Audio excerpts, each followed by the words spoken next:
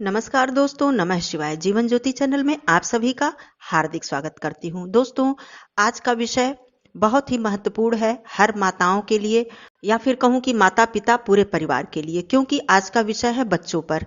दोस्तों, आज मैं 4 ऐसे टिप्स बताऊंगी या 4 ऐसी बातें बताऊंगी जिससे कि आपके बच्चे के जीवन पर पूरा का पूरा असर पड़ता है। यदि इन 4 बातों का ध्यान हम नहीं देते हैं, परिवार में कोई भी हो, माता हो, पिता हो या बच्चे के साथ जो भी परिवार रह रहे हों, यदि हम ध्यान इन 4 बातों का नहीं देते हैं तो आप समझ लीजिए कि बच्चे का भविष्य अंधकारमय हो जाता है। कहने का अर्थ है, आपका बच्चा बहुत ही बुरी संगत में पड़ सकता है या फिर बुरी आदतों में घिर सकता है।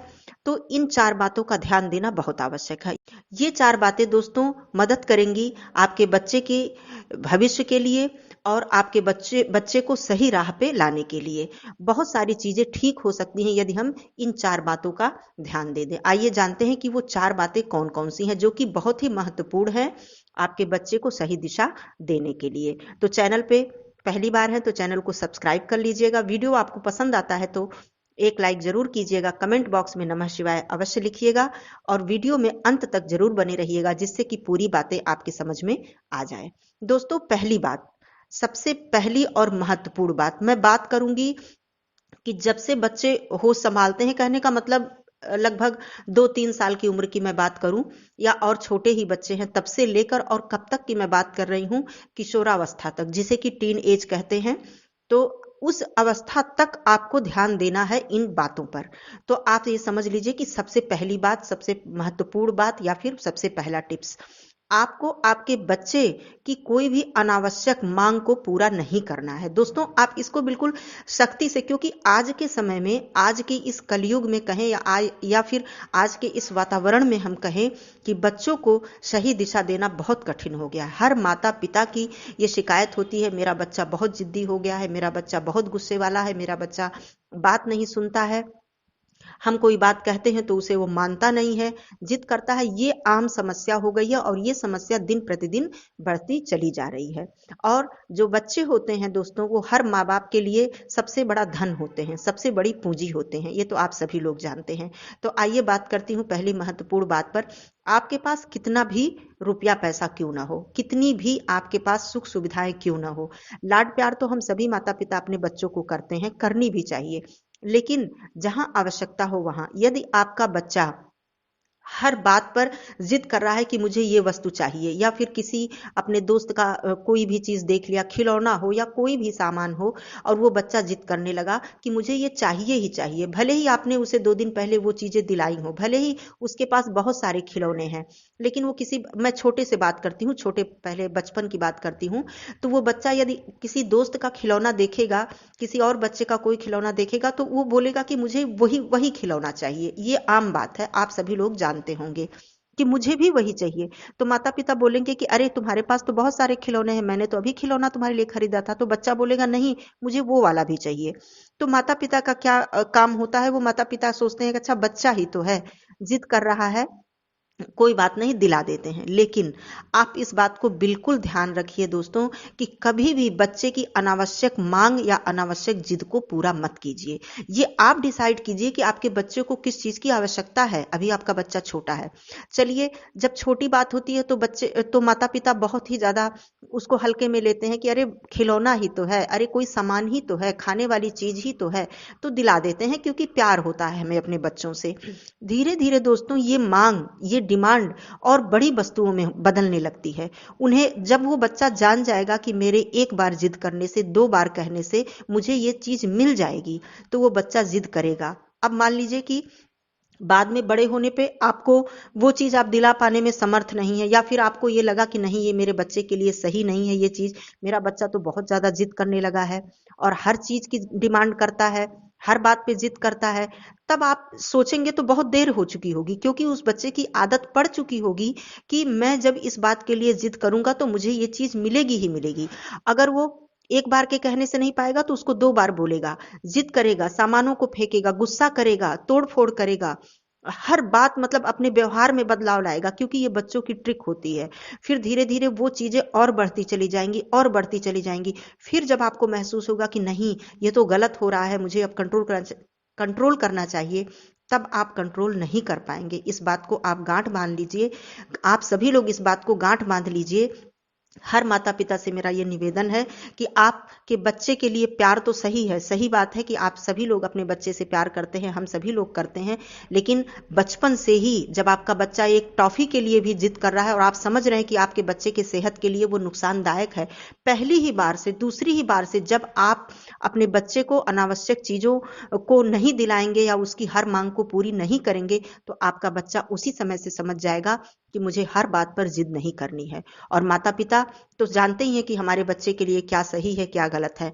माता पिता तो जरूरत की सारी चीजें अपने बच्चे के लिए मुहैया कराते हैं, या मैं ये कहूं कि अपने खुद परेशानी सहकर भी अपने बच्चों की हर जरूरत को पूरा करते हैं। तो माता पिता तो कभी भी अपने बच्चे के लिए जानबूझकर बुरा करेंगे नहीं, लेकिन ये जो प्यार वाला ये चीज है कि प्यार के चक्कर में बहुत ही ज्यादा बच्चे जिद्दी हो जाते हैं। धीरे धीरे बड़े होने पे वो और बड़ी चीजों की मांग करेंगे, या चीजों की मैं कहूं, या फिर किसी भी चीज के लिए मांग करेंगे कि मुझे यहाँ जाना है, यहाँ घूमना है, ये करना है, मुझे ये चीज चाहिए। तब आप परेशान होंगे, तब आपको फिर वापस रोक पाना बहुत ही कठिन हो जाएगा। दोस्तों, ये पहला पॉइंट था, बहुत ही इसे डिटेल में मैंने समझाने का प्रयास किया है। आप सभी लोग मान लीजिए कि देर हो भी गई है, आपका बच्चा जिद्दी हो गया है, तो धीरे धीरे अब इसका मैं उपाय बताऊं। यदि मान लीजिए कि इस पे आप लोग सोचेंगे कि मेरा बच्चा तो मानता ही नहीं है, बहुत ही ज्यादा जिद करने लगता है, रोने लगता है, चिल्लाने लगता है, कुछ भी आपका बच्चा करे, आपको करना क्या है? मारना नहीं है, पीटना नहीं है, या ऊंची आवाज में बात नहीं करना, कुछ नहीं करना है, इग्नोर करना है।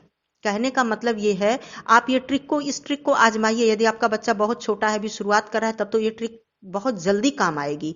लेकिन आपका बच्चा यदि थोड़ा बड़ा भी हो गया है, ये चीजें नहीं कंट्रोल में आ रही हैं, तब भी आप धीरे धीरे, समय लगेगा, लेकिन तब भी ये ट्रिक काम आएगी ही आएगी। इग्नोर कीजिए कि आप सुन नहीं रही हैं या आप सुन नहीं रहे हैं, माता हो या पिता हो, आपको लगे ही नहीं कि आपका बच्चा कुछ कह रहा है या जिद कर रहा है, आपको सुनाई ही नहीं दे रहा है, समझ लीजिए। आपको बिल्कुल इग्नोर करना है। बच्चा ये समझ जाए कि मुझे ये चीज जिद करने से नहीं मिलेगी, रोने से नहीं मिलेगी, या मैं कोई सामान को फेंक रहा हूँ, तोड़ रहा हूँ, फोड़ रहा हूँ, तो मुझे ये चीज नहीं मिलेगी। अगली बार से 2 बार, 3 बार, चौथी बार से आपका बच्चा ये चीज समझ जाएगा। वो गांठ बांध लेगा कि मुझे जिद नहीं करनी है, क्योंकि मुझे नहीं मिलने वाली है चीजें।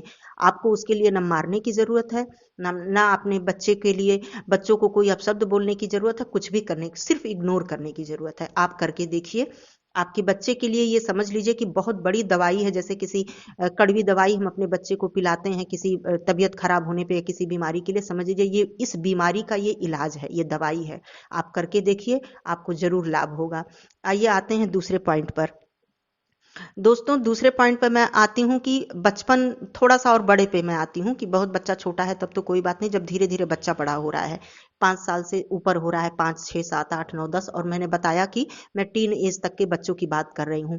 उसके दोस्तों पर ध्यान दीजिए, उसके संगत पे ध्यान दीजिए। कहने का मतलब यह है कि आपका बच्चा किस तरह के दोस्तों के साथ रह रहा है, चाहे वो घर पे खेल रहा है, बाहर ग्राउंड में खेलने गया, या फिर स्कूल के जो उसके दोस्त हैं या ग्रुप है जो उसका, आप इस पर ध्यान दीजिए। आपके जो बच्चे के दोस्त हैं, समय पर बर्थडे हुआ या कोई भी चीज हुआ, आपने आपके बच्चे के दोस्त को बुलाने को बोलिए कि आप घर पे बुला के लाओ अपने दोस्तों को।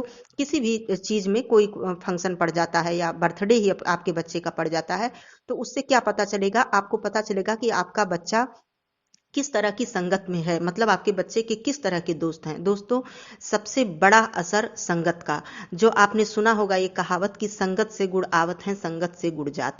ये बात आप समझ लीजिए। आप कितने भी अच्छा माहौल देने की कोशिश कीजिए घर पे, लेकिन आप बाहर आपके बच्चे की संगत यदि बुरी है, तो निश्चित उसको बुरी लत लगनी ही लगनी है, बुरी आदतें उसके अंदर आनी ही आनी है। तो इस बात पर जरूर ध्यान दीजिए, बचपन से ही, घर हो या बाहर, कि आपके बच्चे के दोस्त कैसे हैं, किस टाइप के बच्चों के साथ वो उठता बैठता है, किस टाइप के बच्चों के साथ वो खेलता है। तो इस बात पे जब आप ध्यान देंगे, सिखाएंगे, बताएंगे चीजें, तो आपके बच्चे के अंदर बुरी आदतों का समावेश नहीं होने पाएगा। ये हर माता पिता का फर्ज बनता है, कर्तव्य बनता है कि वो बच्चों के संगत पे जरूर ध्यान दे। ये बात हो गई। आइए तीसरे पॉइंट पे आते हैं, जो कि बहुत ही महत्वपूर्ण पॉइंट है। दोस्तों, सबसे पहली बात तो आप सभी लोग जानते हैं कि जब से कोरोना काल शुरू हुआ है, तभी से ये मोबाइल की जो लत है, ये छोटे, 1 साल कहूँ तो 1.5 साल, 1 साल के बच्चे से लेकर और बड़े बच्चे तक के अंदर ये लत लग चुकी है मोबाइल की। क्योंकि जब से ऑनलाइन क्लासेस शुरू हुई तब से ये चीज़ और ज़्यादा बढ़ गई, क्योंकि हर स्थिति में माता पिता को मोबाइल बच्चे के लिए देना ही पड़ता था, क्योंकि उसी से उनकी क्लासेस चलती थी, होमवर्क जो भी हो ऑनलाइन पढ़ाई उसी से चलती थी। तो कुछ देर बच्चा पढ़ाई कर रहा है, कुछ देर मोबाइल को अदर चीज़ों को भी उसमें देख रहा है। धीरे धीरे ये चीज़ लत के रूप में लग गई। मेरे ख्याल से ऐसा कोई घर या कोई माता पिता नहीं होंगे जो इस बात से परेशान ना हो कि मेरा बच्चा मोबाइल का बहुत ज़्यादा यूज करने लगा है। अब जो जो ऐसी फैमिली है, कहने का मतलब पति पत्नी जहाँ पे अकेले हैं, संयुक्त परिवार में नहीं रहते हैं, वहां पे ये परेशानी और ज्यादा है, क्योंकि माँ को घर का काम यदि करना है, बच्चा छोटा है तो उसको मोबाइल दे दिया, मोबाइल बच्चा देख रहा है, बहुत ही उसमें मगन है, और अपना आराम से माता जो है माँ है वो अपने घर का पूरा काम आराम से निपटा ले रही है, कोई परेशानी उनको नहीं हो रही है। धीरे धीरे ये एक बीमारी का रूप ले ले रहा है, लत लग गई है बच्चों को। चलिए ये चीज तो मैं क्या ही बोलूं कि हो सके तो जितना भी हो सके मोबाइल से अपने बच्चों को दूर ही रखिए, कम से कम दीजिए, कम से कम उसका यूज बच्चा करे। लेकिन मैं जो पॉइंट बताना चाहती हूँ वो मैं बता रही हूँ। देखिए, जब आपका बच्चा बड़ा होने लगता है, थोड़ा सा, जैसे कहने का मतलब 6 स्टैंडर्ड में या 7th या 8th ऐसे जब क्लासेस में वो जाता है, तो उसको ये महसूस होने लगता है कि मुझे पर्सनल मोबाइल चाहिए, मतलब मुझे अपना मोबाइल चाहिए, जैसे मम्मी का नहीं, पापा का नहीं, या घर में किसी और का नहीं, मुझे अपना चाहिए। या फिर उसने किसी दोस्त को देख लिया, अपने किसी दोस्त के पास उसने मोबाइल देख लिया, तो उसे चाहिए ही चाहिए कि मुझे भी मोबाइल चाहिए, मेरे उस दोस्त के पास मोबाइल है। तो मैं ये बात बहुत ही सख्ती से और बहुत ही हिदायत दे के आप सभी माता पिता से निवेदन कर रही हूँ कि जब तक संभव हो सके, मान लीजिए कि आपके बच्चे के पढ़ाई के विषय में या होमवर्क के विषय में मोबाइल की आवश्यकता है, तो जब घर पे बच्चा होमवर्क कर रहा है तो उसे आप अपने मोबाइल से उसको हेल्प करने के लिए बोलिए कि ठीक है मेरा मोबाइल ले लो, और इससे जो भी उसमें हेल्प की आवश्यकता है उसको देख लो, कर लो घर पे ये चीजें।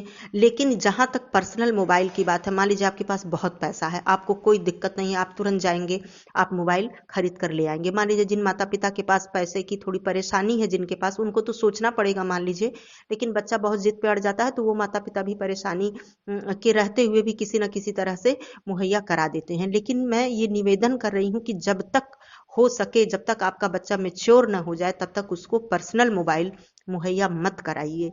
ये निवेदन है, ये चीज समझ लीजिए कि आपके बच्चे के लिए कितनी घातक है, कितनी हानिकारक है, मेरे ख्याल से बताने की मुझे आवश्यकता नहीं है।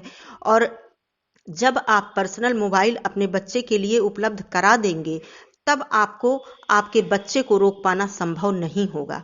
उस समय तक तो आपका बच्चा एक लिमिट में मोबाइल का यूज करेगा। चलिए, थोड़ी देर होमवर्क कर लिया, थोड़ी देर मोबाइल को देख लिया, यूज कर लिया, फिर आपको आवश्यकता होगी तो आप उसे मांगेंगी ही मांगेंगी कि मुझे मोबाइल दो, मुझे काम है, या मुझे फोन करना है, या मुझे कोई जरूरी काम करना है।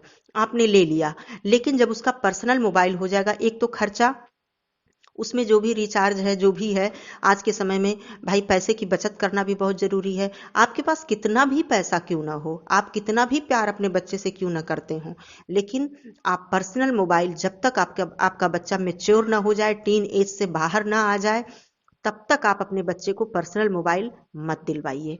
ये निवेदन है, ये चीजें बहुत हद तक कारगर होंगी इस बात में कि आपका बच्चा सही राह पे रहे, बहुत सी चीजें बच जाएंगी। मैं ये बताना चाहती हूँ कि यदि आप उसको पर्सनल मोबाइल उपलब्ध नहीं कराते हैं। ये बात हो गई। आइए चौथे पॉइंट पे आते हैं। सारी बातें तो अपनी जगह पे महत्वपूर्ण हैं और बहुत ही ज्यादा महत्वपूर्ण हैं। अब आ गई चौथी बात। चौथी बात तो सभी बातों का, एक तरह से कहिए कि सभी बातें तभी काम करेंगी जब ये चौथा पॉइंट आप सभी लोग अच्छे से समझेंगे। आपके घर का माहौल, सब कुछ आपने कर लिया, चलिए मोबाइल वाली बात आपने मान ली, जिद वाली बात आपने कर ली, देख ली, आपके बच्चे के जो संगत है वो भी सब सही है, सब कुछ ठीक है। लेकिन यदि आपके घर का माहौल नहीं सही है, कहने का मतलब आपके घर में हमेशा लड़ाई झगड़े हो रहे हैं, कलह क्लेश का माहौल है, अपने जो घर के परिवार हैं वो बड़े और छोटे आपस में एक दूसरे की इज्जत नहीं कर रहे हैं, प्यार नहीं कर रहे हैं, छोटे का को प्यार नहीं कर रहे हैं, बड़े का सम्मान नहीं है, माता पिता का सम्मान नहीं, कहने का मतलब पूरी तरह से आपके परिवार का माहौल ठीक नहीं है, तब फिर आप कितना भी प्रयास कर लीजिए, कितनी भी चीजों को आप सही कर लीजिए, आपके बच्चे के अंदर अच्छे गुण नहीं ही आने हैं। तो सारी जो तीनों पॉइंट थे, उन तीनों पॉइंट से सबसे ज़्यादा ज़रूरी ये भी पॉइंट है कि आप अपने घर का माहौल सही रखिए।